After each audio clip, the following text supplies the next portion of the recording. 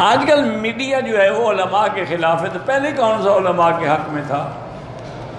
Media ہمیشہ علماء کے خلاف، اہل حق کے خلاف ہی ہوتا ہے۔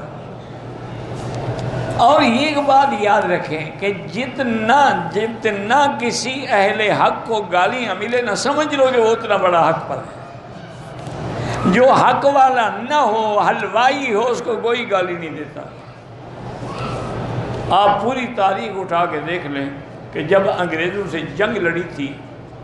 جنگ آزادی لڑی جا رہی تھی، تو جتنے حلوے والے تھے وہ مزے کر رہے تھے، ان کو جگیریں مل رہی تھیں، ان کو خطاب مل رہے تھے، کوئی شمس العلماء بن رہا تھا، کوئی سر کہلا رہا تھا، کوئی ڈاکٹر بن رہا، علماء حقہ کو پھانسیوں پہ لٹکایا جا رہا، علماء حقہ کو مالٹا کی قید میں ڈالا جا رہا۔ تو یہ تو ابتدا سے ہوتا آیا ہے کہ ہر اہل حق کو تکلیفیں برداشت کرنی پڑتی ہیں، اور اگر کسی کو تکلیفیں نہ ملے نہ مانے کہ اس کے اندر کوئی کمزوری